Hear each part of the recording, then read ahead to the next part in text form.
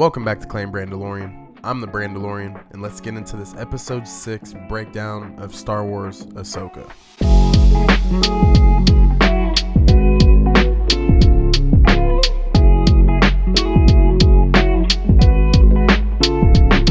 Everything in this episode was very well put together, and I feel like that's what Dave's trying to do, especially with his version of Star Wars, is to keep everything connected and intertwined with each other. And of course, this is something that George Lucas gave us all of his career with creating Star Wars. So it's nice to know that Dave is keeping that in tune. But we open up the episode, we're in the Purrgil, we're going through hyperspace, and it's at a very high speed, of course. We're seeing a lot of rainbow colors in a lightning sort of form, and it's different from in our same galaxy hyperspace. This is going from galaxy to galaxy, so it looks like it's a lot faster, and we get to see new effects within that as well. And Ahsoka and Huyang are flying through the Purrgil, and they're also talking about some of their past. Ahsoka's talking about some of the stories that she heard at the Jedi Temple when she was a Padawan and as a youngling. Huyang does mention that he still has all of those encrypted in his databanks. So that's really cool to know that Huyang still has a lot of those stories that he's told over the centuries that he has at the Jedi Temple. And then Ahsoka says that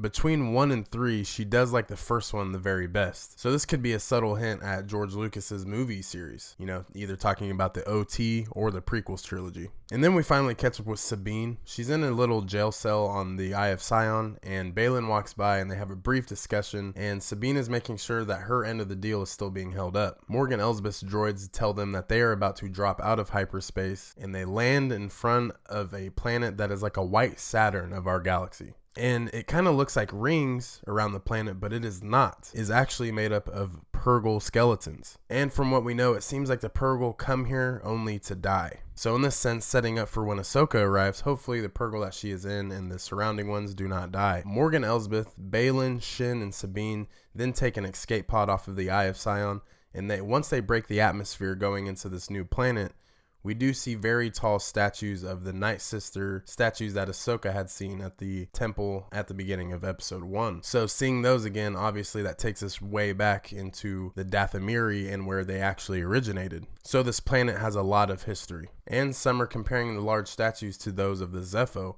that we get in Jedi Fallen Order. And then we see that there's like a ground of Night Sister, one of like we saw in Cetos, but this one is not in shambles. This new one has 3 Night Sister mothers, and in live action it looks crazy. And it's like they have doubling echo voices as they speak. So this is who is speaking to Morgan Elsbeth through the star map. And then the mothers look at Sabine and say that she reeks of Jedi.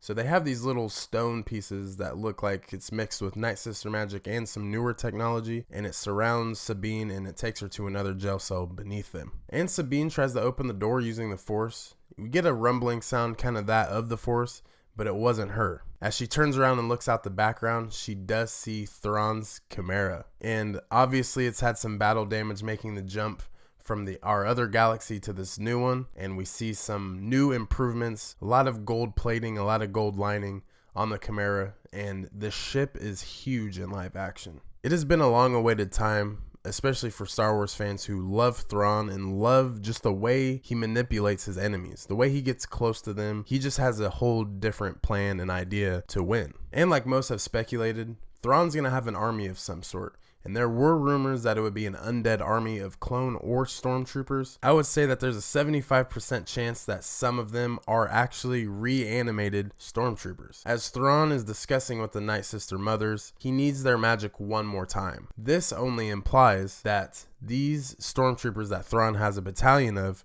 they are all undead. Baylan then says he left the Order a long time ago. Thrawn then implies that he knows of others who have left the Order, referencing to Anakin Skywalker. Thrawn and Vader have worked very closely together, off and on at times during the Empire. Thrawn gets Enoch. It looks like his right-hand man, has a gold faceplate on top of the stormtrooper helmet, and Enoch gives Sabine her weapons back and her lightsaber, and then wishes her to die well, knowing that out on this planet there's a lot going on and most don't survive. And the bandits are definitely native to this planet, and as Sabine beats them, she finds a group of Noti. They are kind of like hermit crab turtle-like species, and they look to be native to this planet as well. And then as Sabine's talking to one of the Noti, she notices that one of them has a rebel necklace on. She asks them about Ezra Bridger, and one of them does reply saying his name. So then she follows them back to their camp. Meanwhile, Baylan and Shin are discussing what's going on this planet. Shin then asks, is she being set up to be a Boken Jedi? And Boken Jedi are those who are training the Jedi arts after the fall of the Jedi Order. Baylan then tells Shin that she is trained to be more than that. Baylan believes that there is a new power that they can overcome, and it seems like he is actually playing both sides of the ball here. Helping Thrawn in his destination, of course, is going to give him some sort of power, but then going against Thrawn and maybe teaming up with Ahsoka can give him even more power. So then we're back in the Nodi village, and this is really cool. And Sabine finally finds Ezra. And you know, after all this time, the 14 to 15 years that they haven't seen each other, it was kind of anticlimactic. I thought that they would be jumping, screaming all over each other, you know, just like if you haven't seen a friend for 14 to 15 years. But then again, they're very humble characters. And especially Ezra, he's one with the Force, but it seems that he's some sort of hermit now. Him kind of doing his own thing. He's been in exile himself. He's definitely staying away from Thrawn, and from the looks of it, he hasn't seen Thrawn since they arrived in this new galaxy. So it's really cool for him to see Sabine again, and then they have their moment. It was very emotional. I thought it could have just been a little bit better, but Dave has his ideas. But from what it seems, to escape the bandits and all of the other natives to this planet, it seems like the Nodi move very often. So then Ezra asks Sabine if she would like to help them move to their next destination. And I feel like there's a lot of catching up to do, and we might get little glimpses of that in the next couple episodes. Thrawn then tells Morgan Elsbeth that they will just assume that Ahsoka is alive. Thrawn seems kind of upset with Morgan Elsbeth, you know, saying that she was dead, she's not going to be an issue, and Thrawn kind of takes offense to this. You can kind of see it in his body language and facial expression, but I'm wondering if this leads up to my number one theory that once Morgan Elsbeth arrives with Thrawn offs her. But Thrawn is going to pull his good old move of knowing his enemy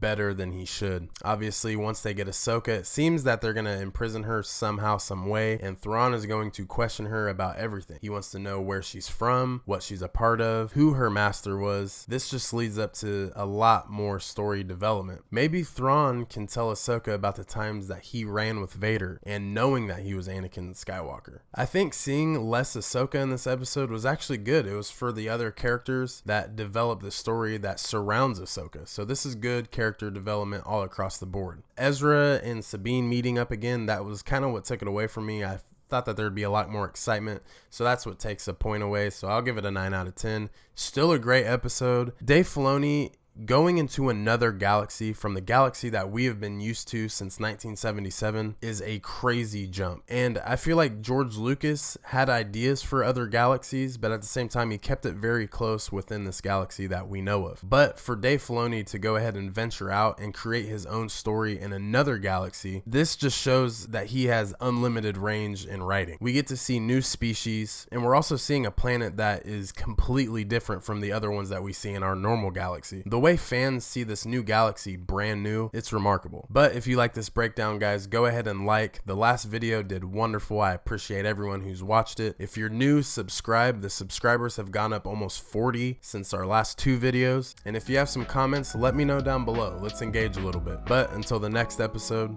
Brandalorian, I'm out.